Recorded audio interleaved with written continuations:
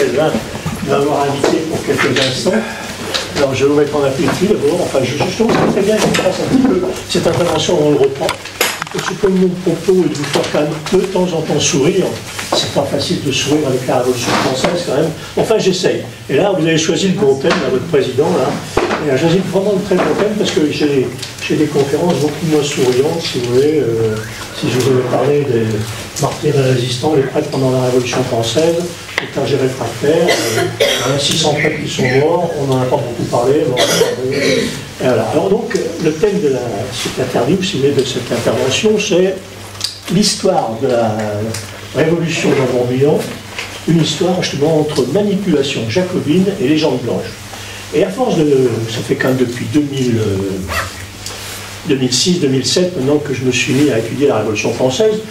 J'ai étudié la Révolution française par dépit. Figurez-vous que je ne suis pas breton, bien que j'ai un nom breton, dont je suis fier, et tous les gens pensent que je suis breton. D'ailleurs, on me dit toujours, pour écrire des livres comme vous écrivez, il faut être breton. Ben, je dis oui, je ne suis pas breton, mais je suis vexé que dans ma jeunesse, on m'ait raconté des conneries sur la Révolution française. Et je me souviens notamment de mon prof d'histoire en première. Et il nous dit, avec des trémolos dans la voix, pas tout à fait, mais triste quand même, hein, il nous dit, il y a quelques prêtres qui sont morts pendant la Révolution française. Point final, nous avions soldé la persécution religieuse pendant la Révolution. Ça m'a donné envie de creuser. Et puis alors, en revenant dans le Morbihan, en plus ça, je me suis senti chez moi tout de suite. Eh bien, je me suis mis à la Révolution française. Et puis alors, je n'arrête pas, finalement. Je n'arrête pas, j'en suis à mon 13e ouvrage. Je me suis un peu amusé parfois en sortant des histoires criminelles. Enfin, je reste sur l'histoire de la Révolution. Alors, pourquoi vous parlez de manipulation jacobine? Alors, quelques exemples un peu souriants. On va commencer par la religion. La religion, finalement, pour vous, qu'est-ce que c'est que la Révolution? De quoi a-t-on parlé? De la constitution civile du clergé. Hein, constitution civile du clergé. Qu'est-ce que c'est? Si vous demandez à un élève de première ou de terminale, il ne va pas savoir ce que c'est que la constitution civile du clergé. Ceux qui savent ne savent pas trop ce que c'est. On a forcé les prêtres à jurer, etc. Et c'est vrai. Mais je vais vous lire la constitution civile. On demandait aux prêtres simplement de jurer. Je jure de veiller avec soin sur les fidèles de la paroisse qui m'est confiée, d'être fidèle à la nation, à la loi, au roi, et de maintenir de tout mon pouvoir la constitution décrétée par l'Assemblée nationale et acceptée par le roi, s'il vous plaît. Bon, ça pouvait paraître assez inodore. Alors donc, quand vous êtes de l'extérieur, quand vous êtes un vieux radical socialiste de gauche, un peu membre du Front Populaire de France, et bien de toute façon, vous pouvez vous dire que c'était quand même insignifiant. Jouer un truc, c'est simple quand même. Bon. Et puis c'est pas du tout simple, parce qu'en réalité, avant la constitution civile du clergé, vous avez eu quand même, j'en compte 3, 2, 5, 6, 7, 8, 9, 10, 11, 12, 13 lois anticléricales, anti-religieuses, et on commence dès 89. Suppression des... Alors souvenez-vous bien. Suppression des lois monastiques, octobre 89. Nationalisation des biens du clergé, 1789 aussi, par novembre. Ça, vous savez que ça, on a nationalisé les biens du clergé, on s'est dit ça. On va leur piquer leur pognon, leurs biens, et ça va restaurer le budget de l'État. Après tout, c'est Louis XVI qui a foutu le bordel dans le budget, donc on va essayer d'éponger les dettes avec les biens du clergé. Maintenant, ça n'a pas marché. Pourquoi ça n'a pas marché? Parce que les biens du clergé, figurez-vous, ils sont payables en assignat. Ça aussi, on a oublié de le dire. Parce qu'il y a des gens qui vous le disent droit dans les yeux. Les biens du clergé, les biens nationaux, pardon, ont été expertisés à la bonne... Ils ont bien été expertisés, c'est les bons chiffres. Le problème, c'est peut-être le bon chiffre, mais ils étaient payables dans l'assignat. Sachant que l'assignat, c'est d'évaluer de 40% la première année, de 70% la deuxième année, et qu'il ne valait plus rien au bout de 3 ans, de toute façon, on a fait des affaires en or en achetant des biens du clergé.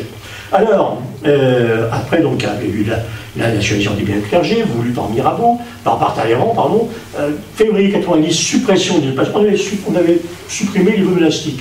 Il suffisait de supprimer ensuite les ordres monastiques. Voilà. 14 mars 90, mise en vente des biens du clergé.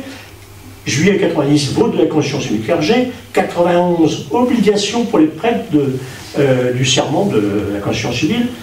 Avril 92, interdiction de porter l'habit religieux. Vous ne pouvez pas vous imaginer ce que cette mesure peut avoir un impact dans la France de l'époque, comme aujourd'hui d'ailleurs. Moi je suis très content quand je vois un prêtre en soutane dans la rue. Ça me fait toujours rigoler d'ailleurs un petit peu, parce que vous voyez, est-ce qu'il va se faire casser la gueule? Donc en réalité, il n'y a pas encore eu de fait marquant, si vous voulez, mais c'est quand même intéressant. C'est une visualisation de l'Église dans notre monde contemporain. Quand on voyait des curés, moi je suis allé au Niger récemment, enfin il y a quelques années quand même maintenant, Et je voyais à la sortie, les prêtres africains étaient en soutane blanche impeccable. Puis je vois deux clampins qui étaient en chemise écossaise sur le bord de la cathédrale de Niamey, là, et personne ne parlait. Puis je me dis, qui c'est ça? Ah ben c'est des prêtres français. Ben, ils étaient faux, les prêtres français, avec leur petite chemise à carreaux, là, bon, c'est bon. Enfin, donc, un témoignage par rapport au curé africain, et c'est pareil à cette époque-là. Et puis après, il y a d'autres mesures. Donc, si vous voulez, la manipulation jacobine, elle se fait. Constitution civile du clergé, vous ne savez rien, un petit serment par-ci, puis vous passez, bon, etc. Et là, on est quand même assez loin du compte pour une république qui serait agréable aux yeux des catholiques de France. Les catholiques de France, il y a quand même plus de 90% de pratiquants à l'époque en France, plus de 90%. Vous imaginez ce que ça fait? Il y a 100 000 prêtres et religieux en France. Il y a 100 000 prêtres et religieux en France. Et finalement, alors, pourquoi je ne l'ai pas en défaut finalement? Alors, il y a plusieurs textes finalement que je vais vous citer bien sûr, et c'est là où on peut parler véritablement de manipulation. Souvenez-vous aussi, janvier 91, c'est l'affaire du Lisiec. L'affaire du Lisiec, si vous voulez, c'est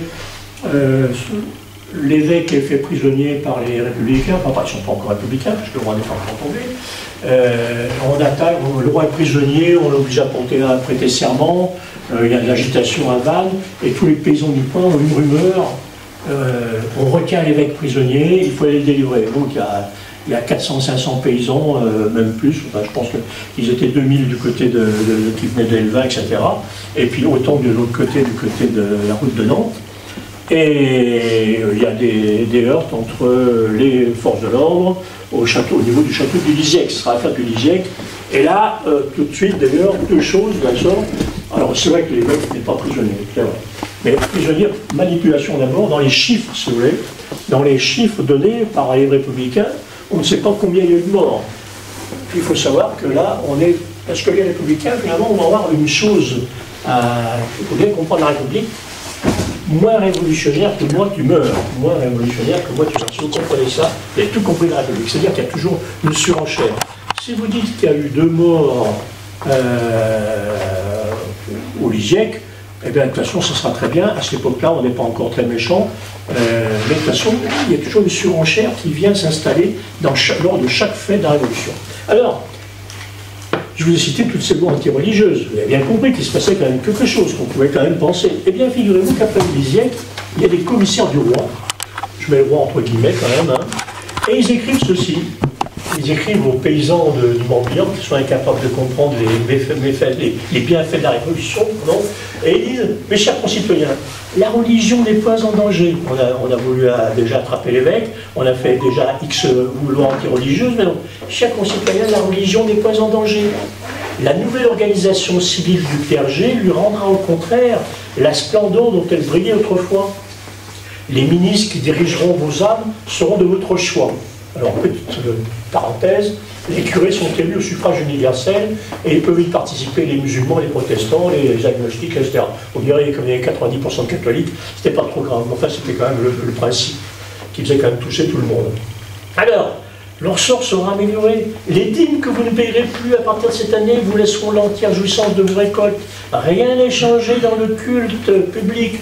La foi de nos pères est conservée dans son intégrité. Nous continuerons à avoir les mêmes prières, les mêmes sacrements, la même unité de doctrine.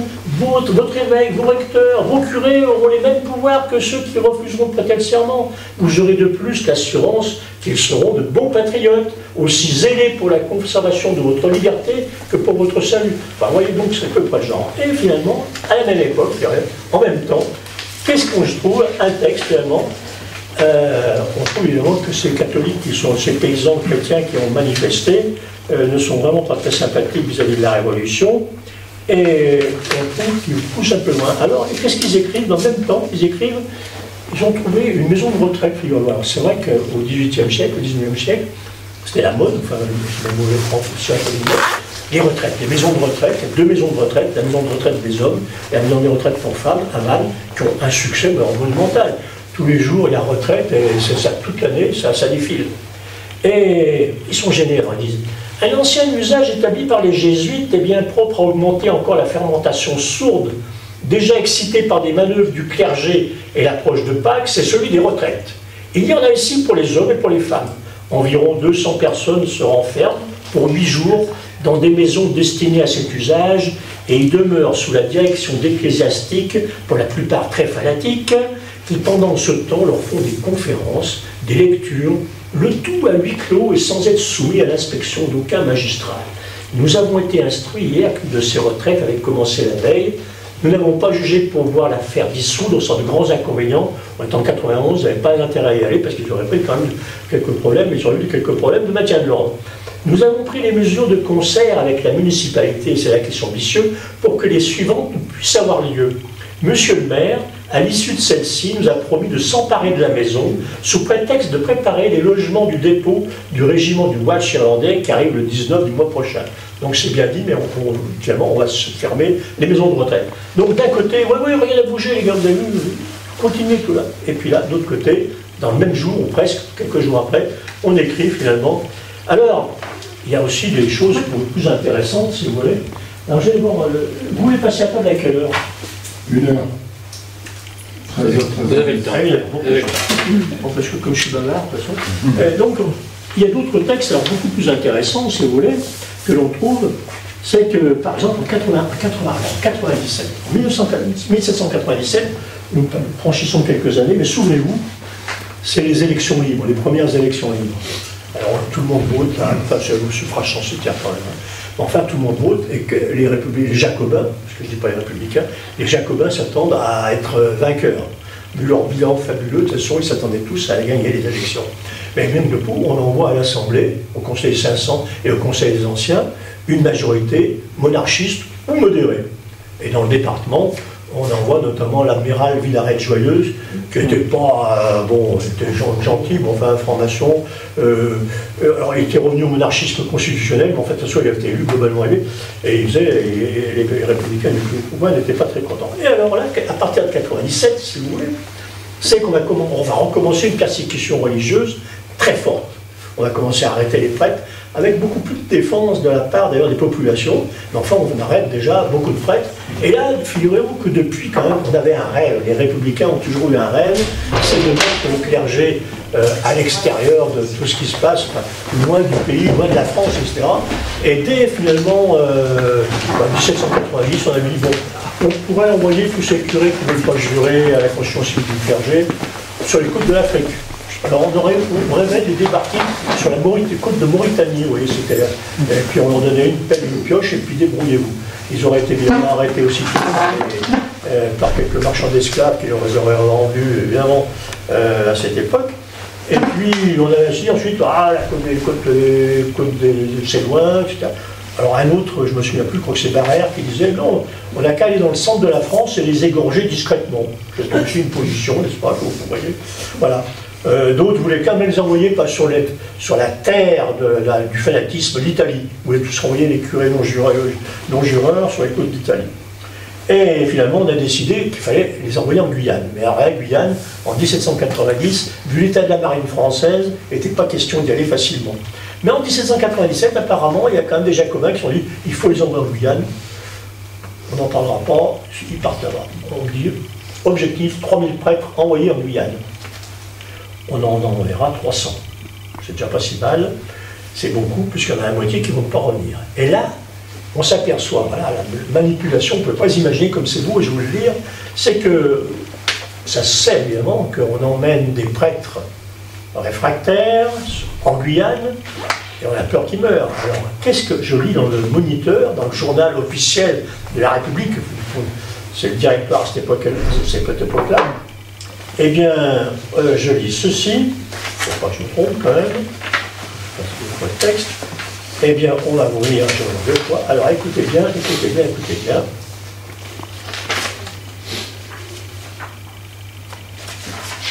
Voilà. Alors, le Moniteur du 14 décembre 1998. Le Moniteur vous raconte la belle vie des prisonniers dans un pays, j'ouvre les guillemets, où abonde la volaille, le gibier, les bestiaux et le poisson. C'est dans les lieux les plus sains et les plus fertiles que les déportés ont été placés. Ils habitent les bords de la rivière Konanama. c'est un mouroir, la Guyane, à cette époque-là. Déjà, aujourd'hui, ceux qui sont allés ne reviennent pas forcément avec des idées sympathiques, mais alors, à l'époque-là, c'était un mouroir. D'ailleurs, c'était un neveu de Robespierre qui n'était plus en cours, qui avait été nommé gouverneur de la Guyane. Donc, vous voyez, c'était pas un poste qu'on récompensait. Et puis, évidemment, les troupes qu'on y envoyait mouraient, d'ailleurs, aussi. Il y avait un déchet très important. Mais vous voyez, on déporte des prêtres en Bretagne, et on dit, mais regardez, on les envoie en Guyane, regardez. Il y a du poisson, il y a du gibier, alors qu'ils crèvent de faim. Alors j'ai fait une description assez sympathique dans Martyrs et Résistants de ce monde de la Guyane. À cette époque-là, c'est quelque chose d'assez merveilleux. Il y a tout. Enfin, bref, on y meurt beaucoup surtout. Mais il y a quelques belles aventures qui sont là. Alors ça, autre de la manipulation, si vous voulez, ça, je vais m'arrêter sur la manipulation de la religion, mais je vais revenir surtout à notre sujet. La révolution, c'est aussi, comme je disais tout à l'heure, eh bien, moins révolutionnaire que moi tu meurs. Alors moins révolutionnaire que moi tu meurs, il faut plaire, et pour plaire, finalement, il ne faut pas écrire des choses que les gens n'ont pas envie d'écouter. Si vous dites que ça va mal, etc. Alors au début, c'est très intéressant ça, c'est qu'au début de la Révolution, pratiquement, allez, en 92, oui, finalement, à la mort du roi, finalement, début 93, on pense que les rapports sont assez... Ils reflètent la réalité. On a l'impression qu'ils disent la vérité. Quand ils ont un problème, ils le disent. Ben, ça ne marche pas, on n'a pas pu faire jurer tous les prêtres, ils le disent. Mais alors après 92, là, ça commence à se... Et là, finalement, on a des tricheurs nés. Alors, il y a des gens qui, simplement, écrivent que tout va bien. Alors, je vous en donnerai quelques exemples au cours de ce que je vais vous raconter maintenant sur là. Mais c'est surtout en matière de statistiques. Alors, en matière de statistiques, très important d'ailleurs. Ça a plu à beaucoup d'historiens blancs après la Révolution. Parce que les républicains ont toujours dit la chevalerie, c'est énorme, partout, ils sont partout, il y en a des milliers et des milliers. Alors qu'au début, il n'y avait peut-être pas des milliers et des milliers de chevaux, il y en a eu, c'est vrai, beaucoup. Mais ce n'était pas aussi nombreux qu'on le pensait. Mais finalement, les chiffres qu'ils avançaient, si vous allez voir, je vais vous donner quelques chiffres, ils n'ont jamais été là. Moi, je trouve, par exemple, un engagement de 60 soldats républicains contre 1200 chouans. En plus de ça, on est en 96, si je me souviens bien, les chouans sont armés, ils sont déjà aguerris, 60 républicains contre 1200 chouans, ça ne fait pas le poids. Eh bien non, ils ont gagné la guerre, et là, ils écrivent, on a gagné la guerre. Complètement faux, je n'ai pas trouvé la suite de leur programme, mais c'est impossible à imaginer que 60 soldats républicains puissent mettre à bas les armes 1200 chouans. Alors, et il y a aussi finalement le côté politique, lors de l'élection de l'évêque jureur. On a quelques belles pages, si vous voulez, qui glorifient l'évêque. Alors, vous avez, par exemple, vous dites, il a fait, c'est l'évêque Le Mal. Alors l'évêque Le Mal s'écrit L-E, plus loin, M-A-S-L-E. C'est l'évêque de Vannes, l'évêque jureur. Alors les Vannetais, toujours à bon esprit, n'est-ce pas? Dans notre père, ils disaient délivrez-nous du mal. Vous comprenez, donc c'était intéressant. Alors, le président du directeur départemental, on est allé trouver le seul qui voulait y aller, il était déjà vieux, il se confessait plus depuis des années, paraît-il, il avait une vie, enfin, je ne sais pas, mais restait encore un des moins mauvais qu'il y a eu à cette période. Alors il a fait pendant 38 ans les délices des fidèles confiés à ses soins. Il fera notre bonheur, son âge, son expérience, ses mœurs douces et pures, ses vertus civiles et religieuses nous ont fait voir en lui le modèle de la véritable piété, le digne successeur des apôtres, l'ami des lois et de la Constitution. Son acceptation et sa présence ici ont fait pâlir l'affreux fanatisme. Alors, Saint-Louis guérissait des Zécrouel, et bien l'évêque Le Mal, lui, il fait pâlir l'affreux fanatisme, donc on a retrouvé quelque chose de sympathique. Eh bien, il n'y a plus personne pour l'intronisation de cet évêque dans les... Et je tiens finalement de gens qui sont aussi parfois sujets à caution. Enfin là, ces gens... alors, les républicains écrivent on a remarqué avec satisfaction que malgré la multitude qui remplissait jusqu'aux galeries de l'église cathédrale, le plus grand ordre a été observé. Alors là, deuxième chose, c'est vrai, l'ordre a été respecté, mais il n'y avait personne dans la cathédrale, il y avait des soldats, parce que le problème, et vous allez voir, il y a plusieurs occasions de saluer ce courage intellectuel des révolutionnaires, c'est quand il n'y a personne. On offre à boire pour les fêtes révolutionnaires sur la Rabine à Vannes, que vous connaissez, Et bien quand il y a une fête révolutionnaire, on ne dit pas il y a une fête révolutionnaire, on dit on sert à boire. Comme ça tous les pochetrons de Vannes viennent boire un coup, et donc ça fait des républicains de plus. Et donc c'est très intéressant. Et là, finalement, il n'y avait personne, on a rempli la cathédrale de soldats. On remplit voilà, il y avait du monde. Mais par contre, quand même, Jean Rohu, qui viendra un Chouan plus tard, eh bien, écrira « Le 21 mai suivant, le mâle, évêque intrus de Vannes, arriva à Vannes, et le lendemain eut lieu la cérémonie de son installation par l'autorité civile, avec le concours de la garde nationale, mais en présence d'un si petit nombre d'habitants qu'il ne s'en trouva pas 200 sur une population de 10 000 âmes, tant les catholiques avaient les schismatiques en horreur. » C'est Jean Rohu, on peut dire, il a raison, très certainement raison, sauf qu'un autre qui a écrit « L'intrus arriva ici samedi dernier, il y avait bien peu de monde à le voir arriver. » C'est un autre paysan qui écrit, qui passage. Et il y en aurait eu moins encore s'il n'y avait pas eu la foire ce jour-là, enfin le marché. Et plusieurs écoliers furent maltraités pour n'avoir pas voulu ôter leur chapeau lorsqu'ils passaient. Donc mauvais esprit, c'est 20 têtes, de toute façon ils ont compris à qui ils avaient affaire. Alors voilà, ça c'est déjà un exemple de ce qui se passe à cette époque-là. Alors, les collégiens, ça c'est l'arrivée de l'évêque Jureur, mais nous avons aussi sans cesse, alors là c'est d'ailleurs difficile quand on écrit des livres sur la chouannerie comme je l'ai fait. Et je parle souvent de la révolution de la chouannerie, vous allez voir, je parle au conditionnel, parce que je ne suis pas, je pense que je ne suis pas un militant politique, je suis un historien, un peu à droite, enfin un historien quand même, et donc en réalité, mais je raconte pas, j'essaie de ne pas raconter des conneries, si vous voulez, je ne veux pas mentir à mon public. Et quand il y a quelque chose qu'il faut dire, je le dis. Et je vous en parlerai tout à l'heure quand je parlerai de Cadoudal. Alors, on peut prendre les archives de la Révolution française et les recopier bêtement, sans avoir un peu d'esprit d'à propos. Mais je crois qu'on peut quand même vérifier, il y a certains combats en ce titre. Alors, deux choses très importantes, vous voyez, par exemple, il y a eu des combats, vous vous souvenez qu'après Quiberon, vous avez deux débarquements de Chouans et d'émigrés, enfin surtout de Chouans, l'un sous le conduite de Tinténiac, l'autre sous Jean-Jean et Lantivy. Tinténiac avec Cadoudal, ils sont à 2000, débarquent à Sussignaux, c'est ce qu'on appellera l'armée rouge, puisqu'on a eu le bon ton de les habiller avec des oripeaux rouges, l'armée anglaise avec des tenues rouges, et les Chouans qui ont l'habitude de se cacher dans les ajoncs pour viser les bleus. Les bleus c'est les plus discrets, mais alors les rouges ça se voit. Alors évidemment que cette armée rouge, ils vont rapidement quitter ces oripeaux anglais pour reprendre leur tenue de paysans. Enfin ils partent, c'est l'armée rouge qui repart, qui remonte, soi-disant, enfin là on le sait, on ne le saura jamais, pour accueillir un deuxième débarquement à Saint-Brieuc ou pour prendre les troupes de Hoche à l'arrière. Bon, Biochet le sait, je n'ai pas ma religion, je n'ai pas de religion sur le sujet. Alors, il y a eu deux combats à cette armée rouge, elle remonte, et puis il se passe à Elvin quelque chose d'important. Cette armée rouge va prendre Elvin. Mais Elvin, c'est une ville, et là j'ai écrit récemment Guillaume Gambert, qui est le chef des Chouans d'Elvin. C'est une petite ville, enfin un gros bourg, il y a 4000 habitants maintenant. Et le bourg, si vous voulez, il y a une garnison, une gendarmerie. Et le chef des Chouans, qui s'appelle Guillaume Gambert, a usé d'une technique pendant toute la Révolution. Il n'a jamais attaqué Elvin.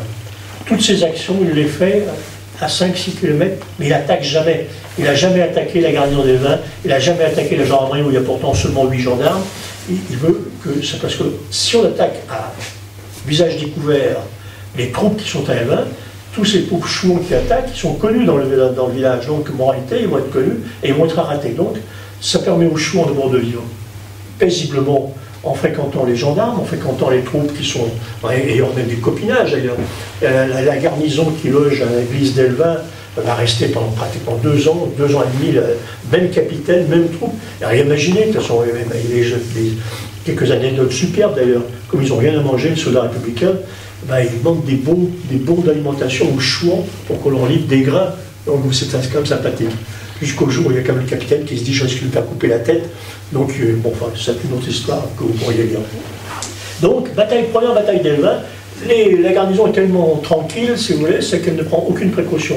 Pas de sentinelle, rien du tout. Donc tout le monde dort, le matin à 5 h du matin, au cri de « Vive le roi », les chouans arrivent, ils défoncent la porte de l'église, ils tuent quelques soldats, ils s'emparent surtout des armes, et ils s'en vont. Et là, je cherche en vain dans les archives de la République, les archives de la Révolution, une trace de cette attaque. Toutes les attaques sont relatées. Alors, vous savez que la République, c'est le papier, ça y va. De toute façon, la Révolution, c'est vraiment quelque chose qui marche fort, le papier. Le papier, les archives de la Révolution, je n'en ai pas parlé, 224 mètres linéaires aux archives départementales, 11 tonnes de papier. 11 tonnes de papier. Donc, on a de quoi potasser. Alors donc, l'attaque d'Elvin, donc, elle se passe très bien. Les chevaux ne restent pas très longtemps, c'est Cadoudal qui les commande d'ailleurs. Et ils s'en montent rapidement avec les armes, etc., qui redistribuent à Gambert d'ailleurs. Et je cherche en vain le rapport concernant cette attaque. Alors, que c'est moi là, alors là, j'ai rien trouvé. Alors, vraiment, j'ai cherché, je n'ai pas trouvé une trace de cette attaque. Parce qu'ils ont perdu des armes, ils ont perdu quelques hommes. Et par contre, quelques semaines après, je trouve une note du chef d'état-major des armées de la côte de Brest qui dit s'il y a des soldats à Elvin qui ont perdu leurs armes, leurs gibernes, etc., ils ont réclamé, on leur remplacera leurs fusils, leurs gibernes, etc. Ce qui veut dire si vous voulez une pâtée, etc. Mais qu'on la cache. On n'écrit pas à Paris qu'on a pris une pâtée, ça serait très mal vu. Bon, et deuxième attaque d'Elvin, la même armée rouge, si vous voulez, c'est plus l'armée rouge, d'ailleurs ils ont repris leurs oripeaux de paysans, vont attaquer, nous sommes au mois de juillet, là, la première attaque, et au mois de novembre, les Chouans reviennent, parce que Cadoudal a trouvé ça très marrant d'aller attaquer Elvin, puis de rafler quelques armes et de partir.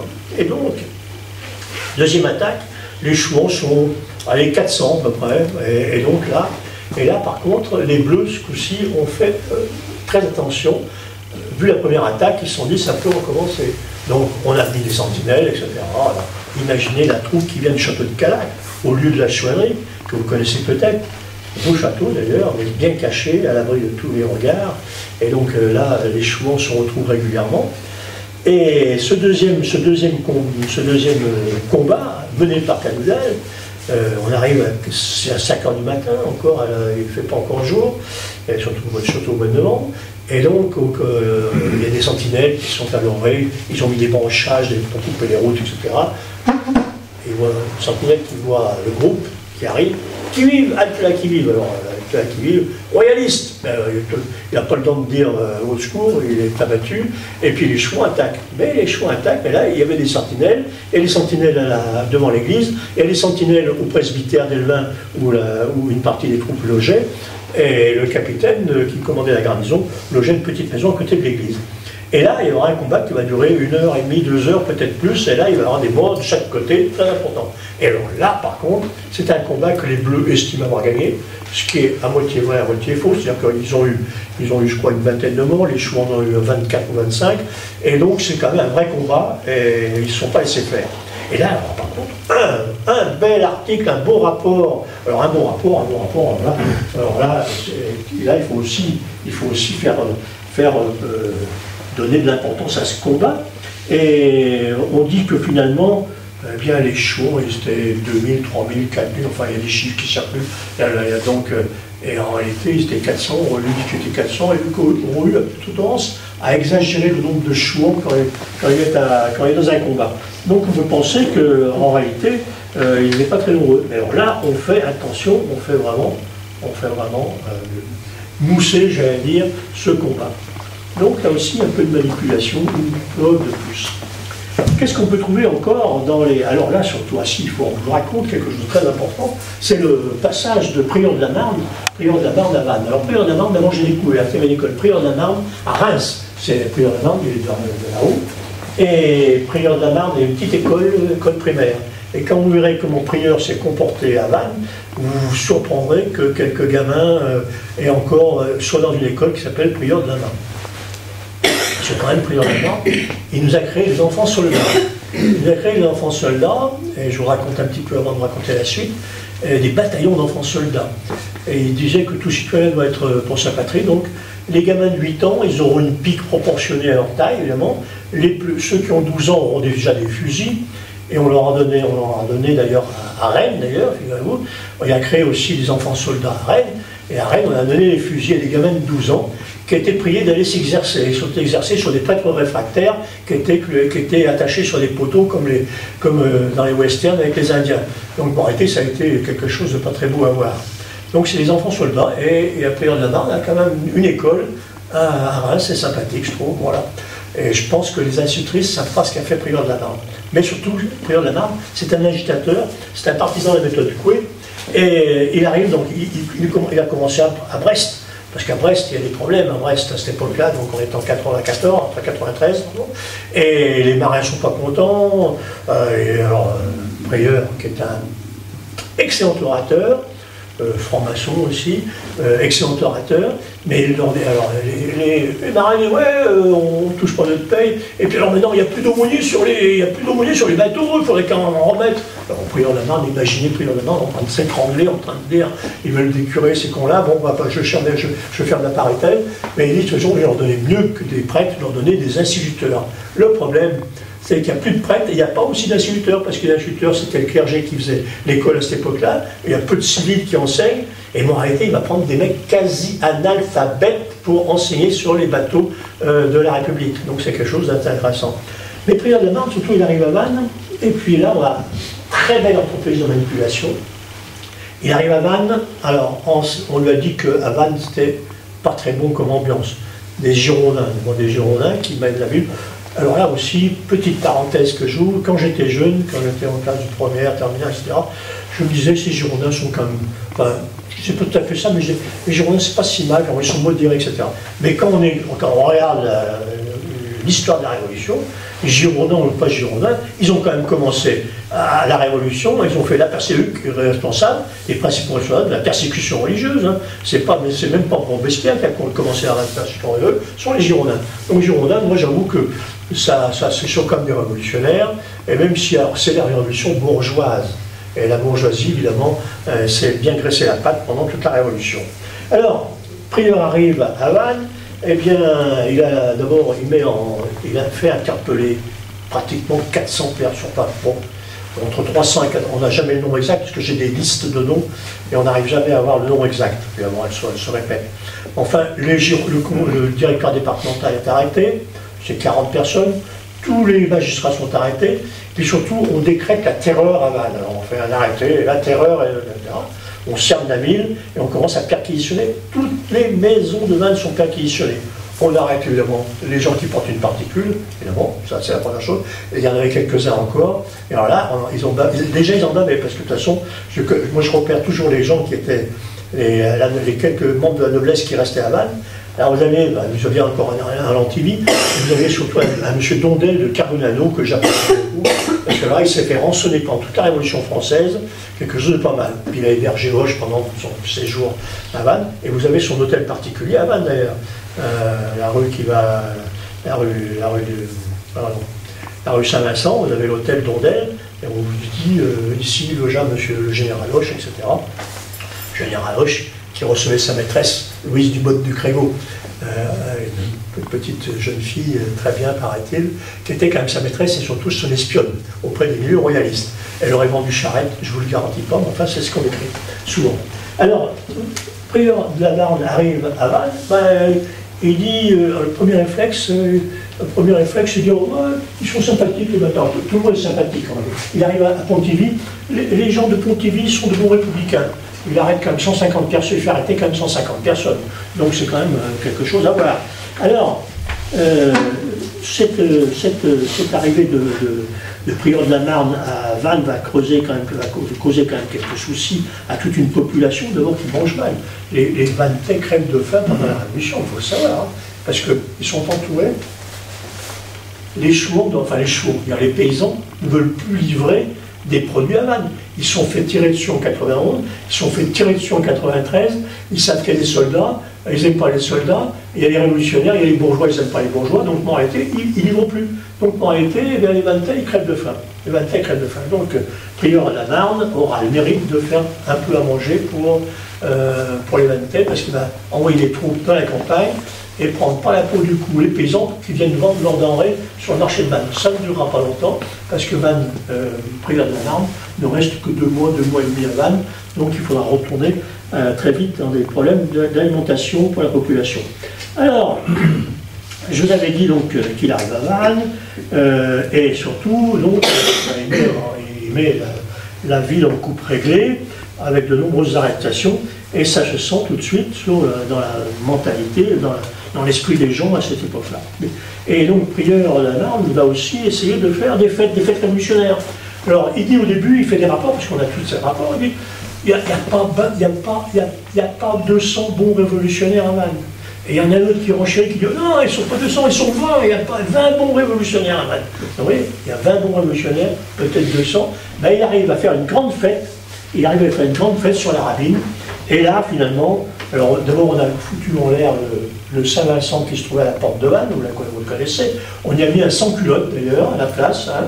Et le sans-culotte d'ailleurs fait par des artisans. Les artisans attendent toujours d'être payés. Si vous voulez, on fera la quête tout à l'heure. Donc en réalité, on va faire cette belle fête. On va balancer le Saint-Vincent évidemment à la flotte. En disant, vous voyez, Saint-Vincent protégeait Vannes. Et bien on l'a renversé, mais il n'y a pas eu d'inondation à Vannes dès qu'on l'a renversé. Donc oui, ça c'est la méthode révolutionnaire. Et donc on a mis le bon sans-culotte qui va protéger dorénavant la ville. Mais surtout on fait une belle fête sur la Rabine, on brûle quelques vieux droits de feu, on a encore trouvé quelques vieux papiers. Et figurez-vous qu'il vous écrit 3-4 jours auparavant, il n'y a pas un révolutionnaire à Vannes, il n'y a rien, ils sont mauvais les Vannetais. Et qu'est-ce qu'il écrit? Enfin, le plumitif qui rédige le rapport, parce que dans la Révolution, il faut savoir qu'il faut faire de la publicité. Toutes les belles fêtes, même si elles sont moches pour possible, font l'objet d'un bon rapport, et on envoie tous ces rapports dans toutes les communes du département, pour que les communes sachent, vraiment, regardez ce qui s'est passé à Orient, regardez ce qui s'est passé à Vannes, la Révolution, ça avance. Et comme disaient même des historiens marxistes aujourd'hui, plus la révolution avance, plus la démocratie avance. J'avoue que celle-ci, je l'ai repérée chez un coco, et de toute façon, elle est pas mal non plus. Alors, Prieur de la Marne, donc, il écrit, enfin, où il fait écrire. Alors, bon, la joie, alors écoutez bien, la joie la plus radieuse brille sur tous les visages. Un doux murmure d'enthousiasme règne dans la fourmilière des enfants de la liberté. Il y a quelques jours, il nous dit qu'il n'y avait personne pour assister à une fête révolutionnaire, qui était 20 à tout casser, et là il y a une fourmilière des enfants de la liberté. Alors, en cherchant bien, on continue un petit peu, et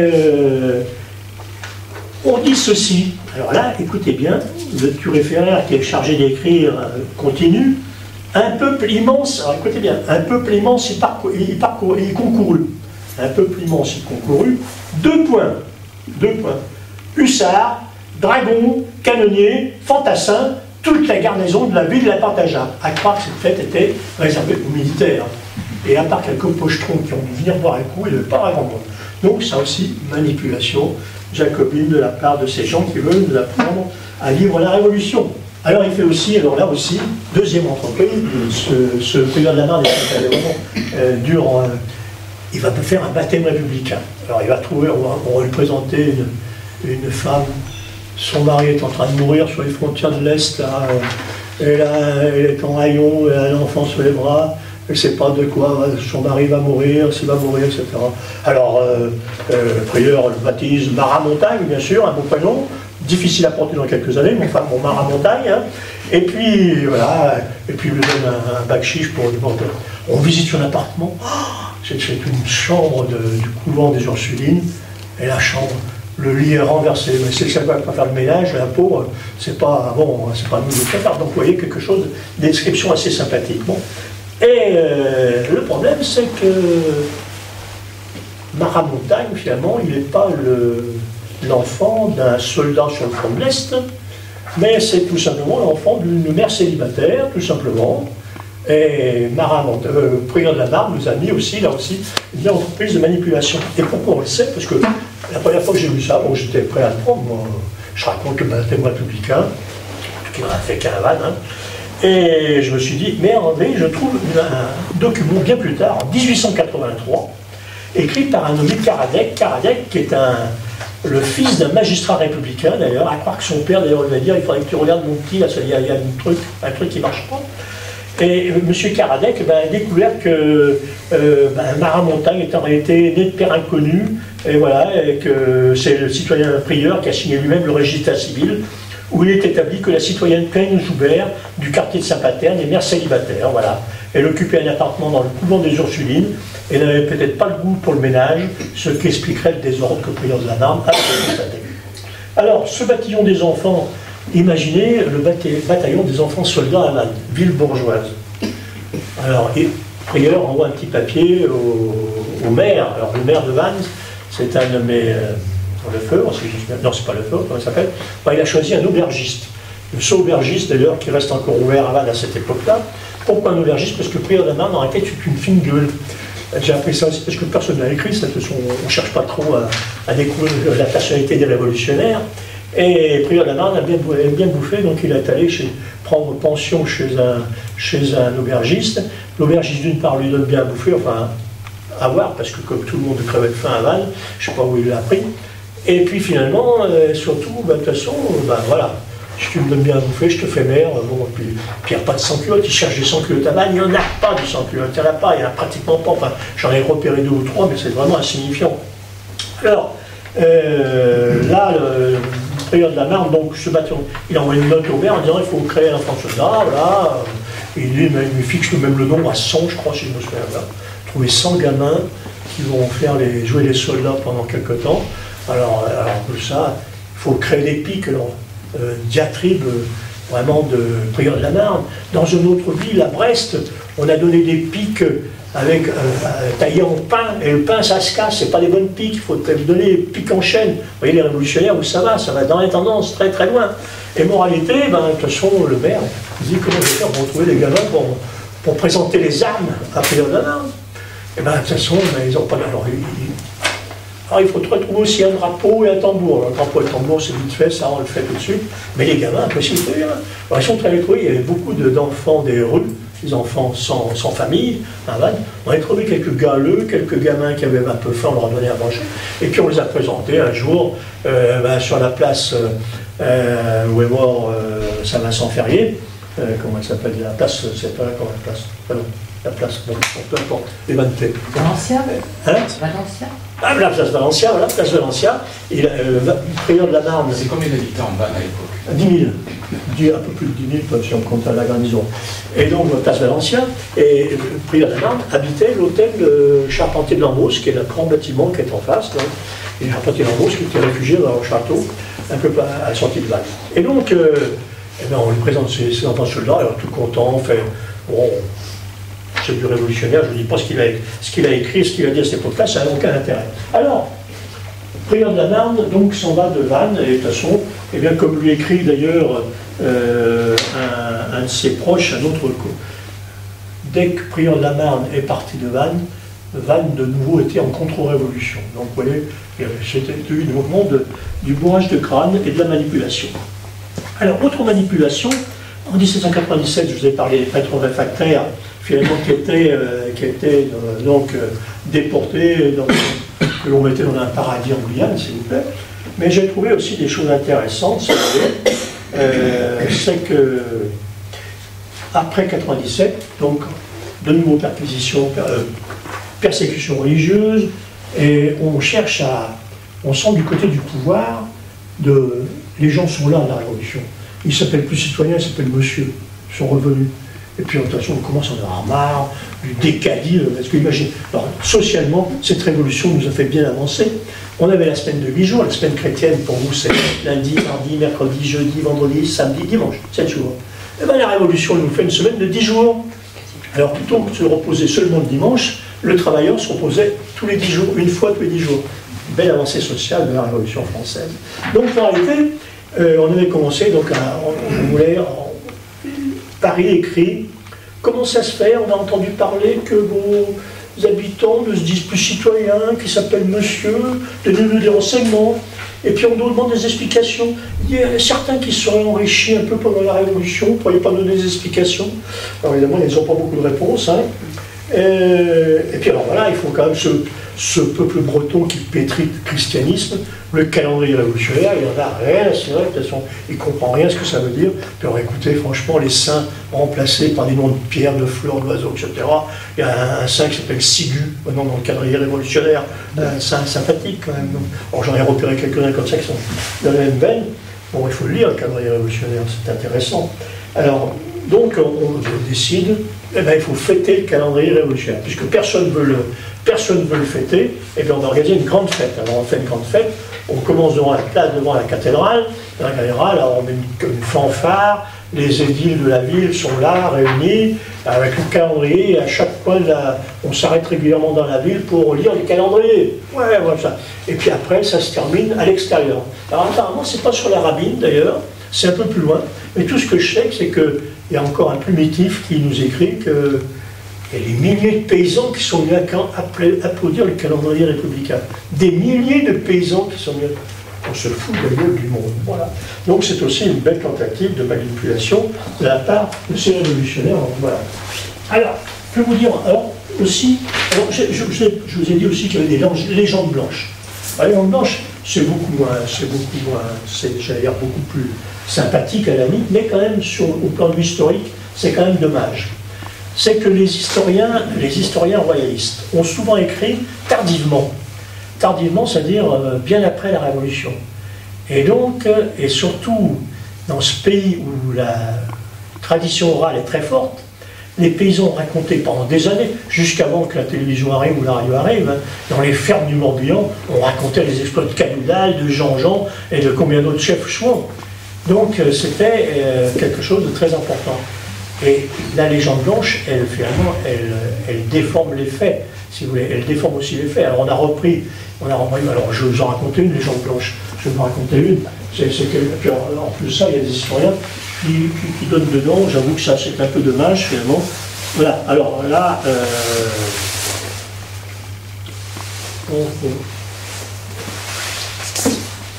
je vais vous dire ceci. Oui, alors là, c'est ça, c'est très... On imaginez-vous, le combat du Loc, tout le monde entend parler, c'est le dernier combat de la chevalerie, eh bien, il y a un historien qui a trouvé qu'à un moment donné, les bleus et les blancs arrêtent de se battre, et puis on dit qu'il y a 30 blancs et 30 bleus qui vont se battre ensemble. En sérieux, quoi. Et puis ça va décider du combat. C'est que des gens, ça, des gens. Et j'avais le combat du Loc, on s'est étripé très joyeusement, et tous les rapports, même des bleus ou des blancs de l'époque, disent qu'on s'est vraiment très bien. Et puis aussi, un duel aussi, du côté de Locminé, les bleus avaient entendu parler qu'il y avait une forte concentration de chouans, donc il y a une compagnie qui vient de Brest, avec un noir, s'il vous plaît, dans la compagnie. Imaginez à l'époque un noir, ça aura vu. Un noir, puis une force herculéenne qui mangeait 10 enfants, nous dit un historien. Et imaginez, on raconte que, c'est un historien qui le raconte aussi, qui dit qu'il y a un combat sur la place de Locminé entre ce noir, entre ce sergent noir, et puis un officier de la chevalerie qui s'appelle d'ailleurs sergent, comme le capitaine. Et donc, en réalité, de toute façon, évidemment, c'est le blanc qui gagne, évidemment. Et donc, en réalité, vous voyez, donc, voilà, ça c'est le titre Légende blanche, on ne peut pas en empêcher, il y en a tout le temps. Et moi qui suis en train d'écrire une biographie de Cadoudal, j'avoue que je suis un peu gêné parce que tous les historiens se sont un peu refilés quelques légendes, quand même. Alors, une seule, ça. Je suis en train de la jeunesse de Cadoudal. Après 94, Cadoudal, c'est clair parce qu'il y a tellement d'archives, on arrive à bien trouver comment les choses se sont passées. Mais avant, Cadoudal, à un moment donné, on vous dit, eh bien, il est parti combattre avec les Vendéens. D'abord, il était au mois de mars, lors des émeutes de mars 93, souvenez-vous, les émeutes, il était en train de faire guignol devant les manifestants, c'était lui le chef, etc. En réalité, et tous les historiens ont... Cadoudal était au premier rang des manifestants en mars 93 à Auray. Et là, ben non, mais je m'excuse, mais j'ai pas. Alors, on a arrêté, les Bleus ont dit ouais, c'était Cadoudal en premier rang, on va l'arrêter. Ils l'ont pas arrêté, ils ont arrêté son oncle, Denis, et comme Georges est un homme au grand cœur, il dit je ne vais pas laisser emprisonner mon oncle, je me livre à sa place. Mais en réalité, ça ne s'est pas passé comme ça. J'ai pas trouvé. Alors là, les archives sont bien faites. On a arrêté 148 personnes après les incidents de mars 93 à Auray. Il y a même leurs auditions, il y a leurs noms, etc. J'ai pas trouvé un Cadoudal, j'en ai pas trouvé deux, d'ailleurs, j'en ai en trouvé deux. Et donc, en réalité, où était passé le Cadoudal? Alors, il y a une espèce de vieux radical socialiste qui s'appelle Thomas de Closmadel, qui porte le nom d'un émigré qui a été fusillé à Quiberon, mais rien à voir apparemment. Et ce Thomas de Closmadel qui nous écrit finalement, eh bien, Cadoudal s'est engagé dans l'armée républicaine. Ça aussi, c'était un scoop. Il s'est engagé dans l'armée républicaine pour aller combattre les Vendéens. Encore mieux d'ailleurs, s'il a encore été parti seulement sur les frontières de l'Est. Mais non, il va combattre les Vendéens. Et ça, là aussi, je cherche. Alors, il dit, j'ai trouvé son nom dans une fiche. Alors là, je ne vous cache pas que les déserteurs et les recrutements sur Aurès, c'est des piles comme ça de papier. Et j'ai vu plusieurs fois de papier, parce que je me dis, Klaus Maddock est un type plutôt sérieux, il est beau être radical socialiste, mais il est vraiment sérieux, il a fait parfois de belles recherches. Donc je me dis, je vais trouver ce papier. Je ne trouve pas le nom de Cadoudal dans les gens qui ont été recrutés, je ne le trouve pas comme déserteur, parce qu'ensuite il dit, ah mais il a déserté, après il est parti chez les Vendéens se battre. Et il n'y a rien de tout ça, je pense simplement que, comme beaucoup l'ont écrit, c'est qu'il n'a pas été, alors il était peut-être déclaré déserteur, peut-être, mais il ne s'est jamais présenté pour aller combattre les Vendéens, et mort en réalité, donc il est allé combattre les Vendéens avec ses petits copains du Beauberthaud, puis quelques autres. Donc en réalité, vous voyez, il y a une légende un peu gênante, quoi. Et ça gêne un petit peu, parce que de toute façon, on ne sait pas finalement ce qui s'est réellement passé. Enfin, une légende blanche et puis une légende. Alors, la légende blanche et la légende jacobine, c'est un petit peu gênant. Alors, pour vous faire sourire avant d'aller à la table, je vais quand même vous raconter deux trucs. Ben, vous êtes le cercle de Kelvin. Alors, à Kelvin, il s'est passé des choses intéressantes quand même pendant la Révolution. C'est qu'il y a des gens qui sont voulu dépendre les cloches après les incidents de mars 93, et les gens de Kelvin ont vu finalement 300 soldats arriver à Kelvin, qui était à cette époque-là tellement un petit village, et donc ils ont voulu dépendre les cloches. Et ça leur a pas réussi fortement d'ailleurs, parce que ils sont arrivés, ils ont voulu dépendre les cloches dans les villes. C'était 300. Il y avait 3 cloches et il y avait 300 soldats. Ça faisait un beau ratio quand même. 100 soldats pour une cloche. Et bien ils ne sont pas arrivés à descendre la cloche, finalement. Ils ne sont pas descendus la cloche. Alors le matin, le breton quand même plutôt taiseux, et puis ils avaient quand même chucote, regardait ça de loin, mais certainement en disant qu'est-ce qui va se passer. L'après-midi, ils commençaient déjà à sourire parce qu'ils n'avaient toujours pas dépendu les cloches. Hein. Et puis le soir, de toute façon, les soirs, les soldats ont dit bon, on n'arrive pas à dépendre. Alors ils ont voulu les fendre à coups de masse, etc. Ils ont failli faire écouler le plancher, le clocher, etc. Bon. Et ils sont repartis, ils ont dit bon, les cloches, vous aurez qu'à bien les porter à Pontivy, de toute façon, nous, on ne veut pas les dépendre. Mais comme ils avaient vu quand même des sourires au coin des lèvres de certains habitants de Kelvin, on a commencé à faire des perquisitions un petit peu. Alors on a emmené quelques fusils, ça a empêché quand même quelques paysans du coin de manger de la bécasse le dimanche. Hein. Et puis on a saisi surtout quelque chose d'horrible. Des écrits religieux, quand même. Chez les gens, des écrits religieux chez eux, des bouts des l'île de Metz, où va-t-on? Donc c'est ça, la petite histoire de Kelvin, voilà. Puis alors j'en ai quelques autres. Vous avez toujours pensé, vous avez dû connaître les arbres de la liberté. Ah, l'arbre de la liberté, symbole de la République. Alors le symbole de la République, finalement, on l'a toujours placé souvent à côté de la guillotine. Je n'ai pas compris pourquoi. Je n'ai pas compris pourquoi on plaçait l'arbre de la liberté à côté de la guillotine. Et deuxième chose, j'avais compris pourquoi l'arbre de la liberté ne poussait pas. Et ne poussait pas surtout à côté de la guillotine. Eh bien, je vais vous expliquer pourquoi. Alors, j'ai une petite histoire qui s'est passée à Malétroit.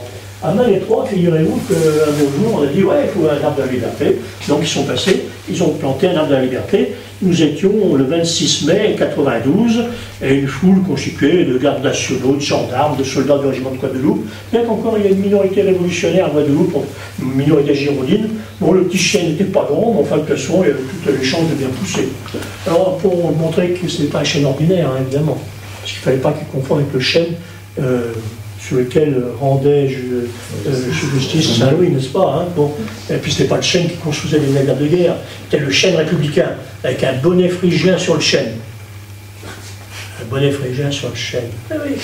Et quand je vous dis qu'il ne pousse pas, vous avez la main verte, quand même, tous. Et moi, je pense que si les arbres de la liberté ne peuvent pas pousser, c'est qu'on voulait affubler d'un bonnet rouge le chêne. Le chêne ne pouvait pas pousser, il y avait le bonnet rouge sur le sommet du crâne, il ne pouvait pas pousser. Et à Malétroit, donc c'était sympathique, donc 26 mai, petit chêne n'était pas grand, c'est sûr qu'il allait grandir, hein, de toute façon. Et puis en décembre 93, il était mort. Il était aussi remplacé Même sort pour le troisième est planté en décembre 94, le quatrième en janvier 96. Et alors là, les républicains se disent s'il y a du louche, pourquoi le chêne, l'arbre de l'hiver ne veut pas pousser?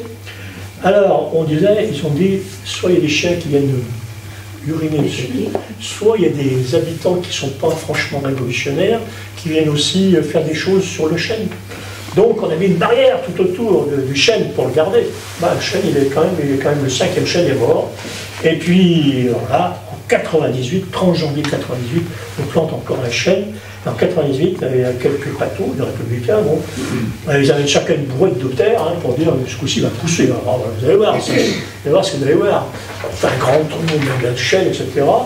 Et puis le maire, même le citoyen maire Deschamps, se fendit d'un beau discours. Arbre précieux, planté et cultivé par les mains des amis de la liberté. Puisses-tu échapper aux attentats des ennemis de cette liberté chérie? Puisses-tu, voilà c'est la suite que je veux trouver, puisses-tu croître et attester aux générations futures les sentiments dont sont animés cette commune, dans cette commune, les enfants et amis de la liberté. Eh bien, il ne faut pas que les mains des amis de la liberté n'étaient pas très propres, parce que le 6e arbre de la liberté est mort comme les précédents, et évidemment, on en a mis un autre le 21 janvier 99, mais il était trop tard pour planter un arbre de la liberté. Bonaparte arrivait, donc en réalité, c'était foutu. Alors moi je pense que, en réalité, c'est vrai, je pense que je fais plus l'humour, mais je pense que si c'est l'arbre de la liberté, parce qu'à Vannes, ils ont fait le même coup, ils ont planté l'arbre, et puis ils ne poussaient pas. Et ils ne poussent pas. Alors, les arbres de la liberté, soit ils ont été moissonnés par les chouans, et je dis bien moissonnés, parce que vraiment, c'était le premier acte qu'un groupe de chouans pouvait faire quand il arrivait dans un village, c'est de couper l'arbre de la liberté. Et même, j'ai une affaire même très, très intéressante, et ils se coupaient les arbres entre eux, parce qu'à Elvin, figurez-vous, il y a un petit village qui s'appelle Kerboulard. À Kerboulard, finalement, il y avait un petit hameau, là, on ne perçoit pas aujourd'hui, mais il y a un hameau. Et il y avait l'arbre de la liberté, et un jour il y a une patrouille de dragons qui passe, complètement illuminée, sortie d'une auberge, et je ne sais pas comment ils ont vu, mais à la place du mulet phrygien, ils découvrent qu'il y avait un drapeau blanc sur le chêne, qui était déjà haut à part, on avait planté un grand chêne. Alors, un beau chêne même, et je pense qu'il devait y être avant, parce qu'il le voyait de loin quand même. Et donc, ils disent aux habitants, il faut couper, il faut arrêter, il faut enlever le drapeau blanc qui est au sommet du chêne. Alors les habitants, comment on va faire? Mauvaise volonté évidente. Alors de toute façon, ils essayent de l'enlever eux-mêmes. Imaginez qu'est-ce que faire, quelques soldats avinés peuvent faire avec l'arbre de la liberté.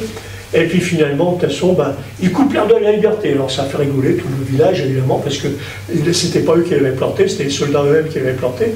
Donc planter l'arbre de la liberté, c'était quand même quelque chose d'assez sympathique pour les habitants de Kerboulard. Alors, il y a des tas de petites histoires aussi, pour mettre un appétit. Je vous raconte une dernière comme ça, de toute façon. Alors, la meilleure que j'ai trouvée, finalement, parce que j'ai fait aussi écrire un petit peu un ouvrage qui s'appelle L'humour chez les chouans. Parce qu'à force de compulser, si vous voulez, on raconte j'ai des tas de petites anecdotes comme ça, si vous voulez. Par exemple, la recherche, le chien de Eulalie Lozère de l'Armor savait reconnaître les bleus des blancs. J'ai trouvé un chien, finalement, qui était chez Lozère de l'Armor, et il y avait le même, je pense, même race, je pense, chez les Kermans, à côté de Crac, là-bas. Et finalement, le chien, on me certifie que le chien, à son aboiement, savait reconnaître si c'était un bleu ou un blanc qui arrivait. Je vous le livre comme ça, comme je l'ai trouvé, parce que c'était chez Eulalie Lozère de l'Armor. Lozère, c'était lui un républicain, mais sa femme et ses filles, sa femme et ses filles étaient monarchistes, et les filles avaient épousé aussi des royalistes, donc en réalité c'était pas mal. Donc, mais les filles vivaient d'un côté, les femmes et Lozère ne venaient pas son manoir de l'Armor, parce qu'il avait peur de se faire trucider par les chouans. Et là, finalement, les femmes étaient à l'abri, elles recevaient les chouans, elles sauvaient des prétendants réfractaires, etc. Et on me certifie que le chien, c'est un bleu, c'est un blanc. Et j'étais rentré pareil. Donc voilà. Mais je pense que les possesseurs de chiens doivent pouvoir imaginer une réponse à cette... Alors la recherche médicale, je vais parler bleu aussi. La recherche médicale, c'est intéressant ça. Figurez-vous que après Quiberon, on a quand même passé pour les chouans au couvent des Ursulines à Vannes. Dehors, heureusement, on était l'été. Et là, finalement, on avait une garnison, un poste de garnison qui gardait ces pauvres chouans. Sur les 2000, on a 420 et quelques qui sont morts du typhus. Donc, en réalité, Il y a eu quand même des dégâts. Et les soldats étaient quand même pas très contents de surveiller ces centaines de chouans. Et ils écrivent cette lettre au maire. Citoyens, il y a deux fautes dans le mot citoyen. Citoyens, voulez-vous que nous achevions la pénible et dégoûtante tâche que vous nous avez imposée?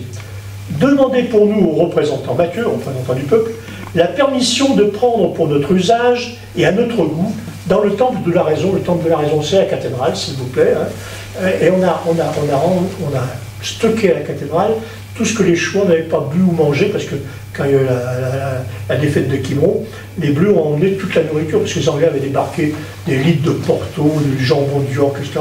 Et on n'a pas pu manger, parce que comme vous savez, les Chouans sont réfugiés à Passy de Quiberon, et ils ont abandonné la nourriture sur les plages de l'Égenaise.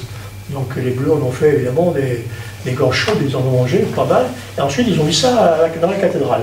Donc, la permission de prendre pour notre usage et à notre goût dans le temple de la raison quelques-unes des barriques du meilleur vin que nous voyons maintenant utile dans ce magasin.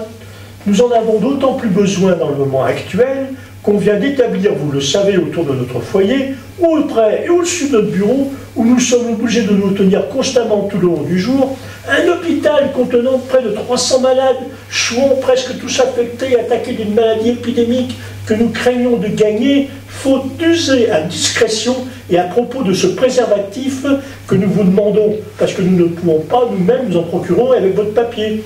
Néanmoins, l'odeur fétide et pestiférée que nous respirons à chaque heure et à chaque instant du jour nous affecte tellement tous les sens, et singulièrement le cœur, que nous appréhendons fort de n'y pouvoir tenir jusqu'à la fin sans le secours d'un pareil spécifique dont nous avons usé jusqu'ici avec succès. Ils picolent, et ça, apparemment, ils n'ont pas pris de typhus encore, donc c'est intéressant pour la recherche médicale de l'époque. Il faut que je parle quand même aussi, il y a parmi vous peut-être des gens qui sont déjà rentrés dans la cathédrale de Vannes, et le culte de la déesse raison. Le culte de la déesse raison, ça, c'est très intéressant. Alors, à Paris, on avait pris une comédienne, d'ailleurs, qui était déjà un peu bien enveloppée, si vous voulez, et donc elle avait fréquenté Marie-Antoinette, donc comme déesse raison, il y avait mieux. Alors, je passe pour Paris, on avait pris une comédienne, mais à Vannes, finalement, alors à Lorient, milieu un peu rugueux, on a pris la fille d'un charpentier qui s'appelle Scanwick. On ne sait pas si c'était belle, comment, etc. Ils ont fêté la déesse raison le jour de Noël. 25 décembre, la déesse raison. Pourquoi pas, n'est-ce pas, hein? Voilà. Et par contre, à Vannes, on a attendu un peu plus, au mois d'avril. Alors peut-être parce qu'il fait un peu plus chaud, parce qu'il faut dire que quand même ces révolutionnaires, baignés dans le jus des traditions grecques et latines, vous savez, avec ses vêtements diaphanes, ses robes où on voit tout, et bien de toute façon, la déesse raison, elle est à moitié à poil, elle se promène avec une robe, c'est du la gaze, c'est du tulle. Vous connaissez le tulle, mais on n'en a plus guère, enfin. Et je sais pourquoi, et je suis sûr qu'elle portait des vêtements de tulle. Parce que finalement, alors, la déesse raison, qui était la déesse raison à Vannes, c'est une demoiselle qui s'appelle mademoiselle Pierre de Kellenec des Haies. Noblesse récente, très récente. Ils avaient été anoblis, je crois, 3 ans avant la Révolution. Et tout de suite à la Révolution, ils s'appelaient plus que Pierre. C'était mademoiselle Pierre, donc qui était la déesse raison. Alors imaginons ce spectacle, s'il vous plaît. La déesse raison est vêtue d'un vêtement, d'une robe de tulle. À cette époque-là, je vous signale qu'on ne porte pas de culotte. Les dames ne portent pas de culotte, je m'excuse. Ça aussi, j'ai travaillé le sujet, hein, parce que je me suis dit, finalement, mais c'est vrai. Donc, la culotte est apparue en 1921, c'est 1924, si vous voulez savoir. Et c'était la marque Petit Bateau qui a lancé la culotte. Vous savez tout, c'est l'histoire de la Révolution. Et donc, moralité, imaginez ce cortège avec les gardes nationaux, la garnison qui escorte la déesse raison habillée avec un bonnet phrygien, évidemment. Alors, un petit truc bleu sur les épaules, bleu, blanc, rouge, hein, vous voyez, pour l'allusion, n'est-ce pas? Elle rentre dans la cathédrale, on a recouvert le maître-autel. Alors j'ai raconté ça au curé de Vannes, il n'a pas beaucoup de sens de l'humour, pourtant je l'aime bien, le père Marévan, et il n'a pas beaucoup apprécié que sa cathédrale soit transformée en déesse raison, en temple de déesse raison. Quand je dis qu'il y avait des femmes à poil dans sa cathédrale, il n'a pas... Il a peur que je pense que chaque fois que je rentre, je pense à la déesse raison. Et donc, en réalité, la déesse raison, imaginez ce spectacle guignolesque, grand guignolesque, c'est la déesse raison qui rentre à moitié nue finalement. Et alors, pareil, on a convoqué le peuple, et on a oublié de dire qu'on servait à boire, donc il n'y avait personne. Donc on a fait uniquement les militaires. Imaginez les militaires. prévoyant la déesse raison, et puis elle a 12 disciples, elle a 12 servantes, hein, qui seront elles-mêmes, nous dit là, les trucs que j'ai vus, déesse raison un jour ou l'autre, donc vous voyez. Alors là, il y a des vieux qui sont allés chercher de l'encens à la sacristie, il y en avait encore apparemment, ils ont mis de l'encens un peu partout, heureusement d'ailleurs, enfin je dis ça dans le PV, moi je raconte pas de bêtises, hein, là c'est pas une légende, et bien évidemment avec les militaires qui venaient de campagne qui devaient sentir comme ça, un peu d'essence ça faisait du bien, l'encens ça faisait du bien, et puis on déclame des trucs, etc. Et puis voilà, bon, c'était vraiment quelque chose de très, très guignolesque, et je l'ai écrit dans un ouvrage. J'ai écrit dans la Révolution Chouanais, je crois que c'est ça, ouais. Et donc c'est quelque chose, alors j'ai beaucoup d'anecdotes de ce genre, mais enfin, j'ai pas encore de quoi faire un ouvrage, je cherche des histoires de genre, ah oui, une histoire quand même, une histoire intéressante qui s'est passée pas loin d'ici. Vous savez qu'on avait beaucoup de difficultés à recouvrir, les Bleus avaient beaucoup de difficultés à recouvrir les impôts, et malheureusement, ça se continuait en 1796, je crois, 1796, tout d'un coup, les gens les révolutionnaires de Josselin voient arriver les Chouans en train de livrer du grain. Ils venaient payer leurs impôts et du grain. Alors les Bleus, ils s'étaient repérés comme Chouans. On ne les a pas arrêtés, c'était des paysans, tout le monde est Chouan, donc on arrêté. Et on dit, mais pourquoi vous... On ne comprend pas, là, vous venez payer vos impôts. Ah ouais, on va payer. Pourquoi vous venez payer vos impôts? Ah, c'est Pierre Guillemot qui nous a dit, dans quelques semaines, le stock sera à lui, donc en réalité, on vient le porter d'ici déjà. Et donc déjà, c'est sympathique aussi. Un peu le sens de l'humour, de quelques chevaux, un peu rares, malgré tout. Voilà, donc je vais m'arrêter là, parce qu'il est déjà 11h, non, il est 1h07, exactement. Voilà. Alors si vous avez quelques questions, je suis prêt à vous répondre. Merci beaucoup.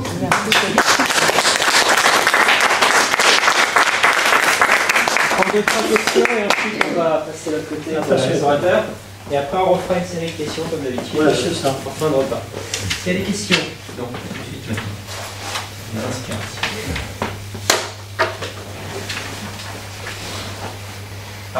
Peut-être juste parce qu'on est ici à Avignon, quelques mots sur qui est le personnage de Pierre Guillemot, puisque c'est le mouvement qui est associé aux environs. Donc peut-être présenter ce personnage rapidement. Pierre Guillemot, ah oui. Pierre Guillemot, oui, alors d'abord, c'est d'abord un paysan meunier, parce qu'il a été réclamant. C'est un paysan qui est passé de l'idée de réforme, comme tous les paysans, comme tout le monde à cette époque-là, même dans la noblesse, toute la noblesse qui était revenue des guerres d'Amérique, avec une certaine... Il fallait quand même réformer cette noblesse un petit peu à l'époque, cette monarchie qui était un peu sclérosée, donc tout le monde était d'accord. Regardez vous avez lu peut-être les cahiers de doléances. Donc c'était les réformes que les Français voulaient.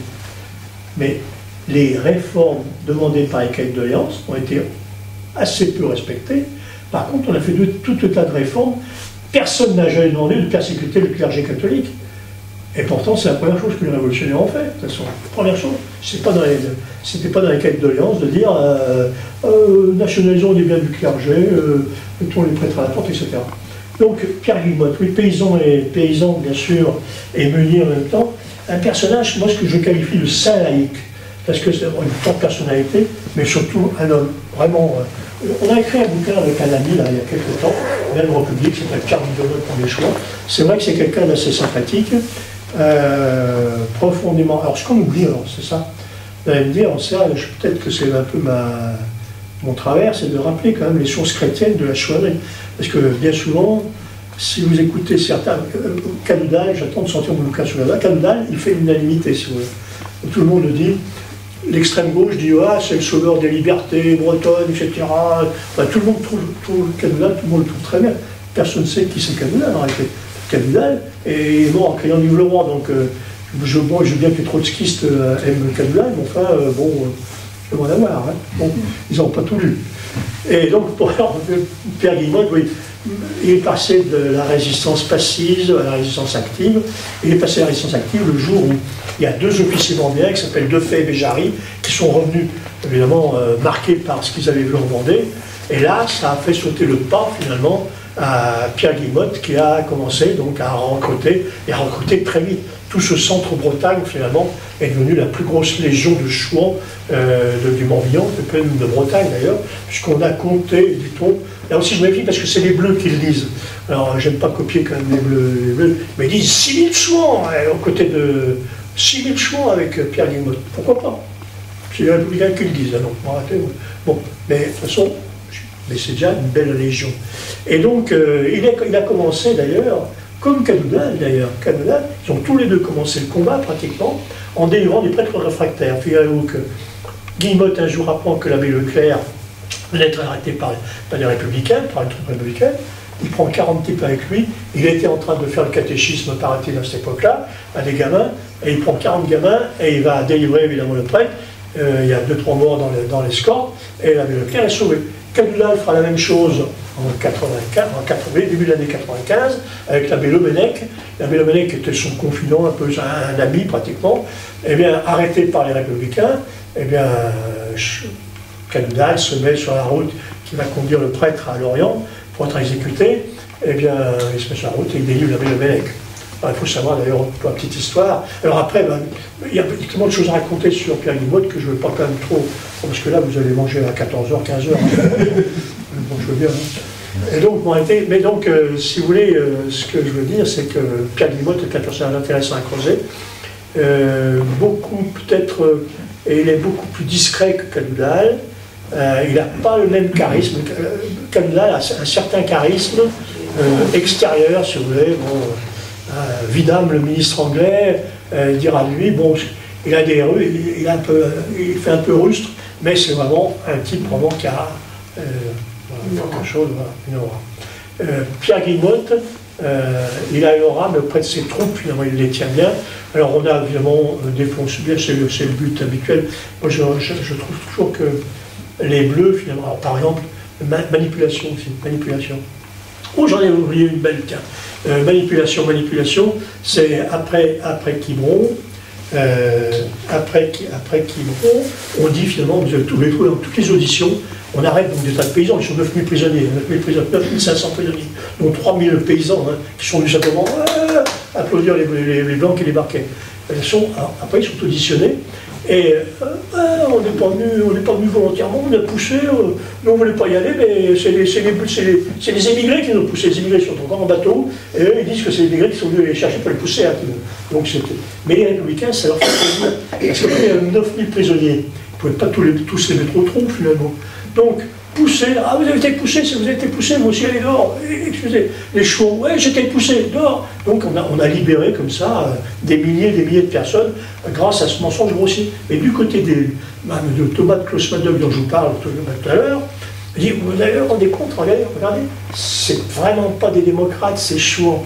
Ils forçaient les gens à aller se battre sur... En réalité, ils sont venus d'ailleurs, avec leurs troupeaux bien sûr. Ils n'avaient tellement pas se faire piquer par les soldats républicains dans leur ferme, qu'ils sont venus avec leurs troupeaux, simplement pour applaudir. Moi j'ai des lettres d'émigrés, des mémoires, il faut lire dans mon prochain, je vais les citer, parce que c'est trop beau ça. La découverte par les émigrés de ces paysans qui viennent les bonjourer, comme ils disent, c'est formidable, il y a un moment de fraternité incroyable. Alors il y aura quelques tensions, parce qu'il y en a quelques-uns qui n'ont pas compris que le temps est passé, donc on a été un peu de mépris pour les paysans, ils sentent mauvais. Enfin, ils sentaient pas bien ceux qui descendaient du bateau, parce que je pense qu'après 30 jours de mer, ils devaient quand même sentir aussi fort. Donc en réalité, voilà. Et puis alors, autre chose, on va dire, j'ai une affaire, la plus belle manipulation que j'ai, il faut jouer à tout. Celle-ci est trop belle, je m'excuse de vous faire attendre 3 minutes de plus, mais celle-ci est trop belle. Ça, j'ai oublié de vous en parler. C'est après c'est en Vendée que ça se passe, mais elle est tellement belle. Voilà. Vous savez que quand Cadoudal s'en va de Vendée, avant d'aborder la virée de Galerne, on franchit la Loire, et avant de franchir la Loire, les Vendéens, ils ont 5000 prisonniers, 5000 soldats prisonniers, et ils ne savent pas comment faire. Les hommes disent, ils nous ont flingué des tas de prisonniers il y a quelques jours, on les fusille tous. Et on a quelques canons, on n'a qu'à mettre les canons, on les fusille au canon. Et là, il y a quand même Bonchamp qui dit, on va pas les fusiller. Et Bonchamp dit, je demande grâce pour ces prisonniers. Alors, ça se propage, grâce pour les prisonniers, bon Jean-Lani, bon Jean-Le, bon. Et très bon, on laisse évidemment les prisonniers républicains libres. Eh bien, un petit con de représentant du peuple en mission, permettez-moi l'expression, qui s'appelle Nalin Thionville, écrit « Ces lâches ennemis de la nation ont, à ce qui se dit ici, épargné plus de 4000 des nôtres qu'ils tenaient prisonniers. Le fait est vrai, car je le tiens de la bouche même de plusieurs d'entre eux. Quelques-uns se laissaient toucher par ce trait d'incroyable hypocrisie. Je les ai pérorés, et ils ont bien compris qu'ils ne devaient aucune reconnaissance à ces brigands. Mais comme la nation n'est pas à la hauteur de nos sentiments patriotiques, vous agirez sagement en ne soufflant pas mot sur une pareille indignité. Des hommes libres acceptant la vie de la main des esclaves, ce n'est pas révolutionnaire. Il faut ensevelir dans l'oubli cette malheureuse action. N'en parlez même pas à la Convention. Les brigands n'ont pas le temps d'écrire ou de faire des journaux. Cela s'oubliera que tant de choses. Voilà. Ça, c'est vraiment une belle manipulation. Vraiment, c'est ça que les Vendéens, je les gardais. Voilà, bah, écoutez, merci beaucoup.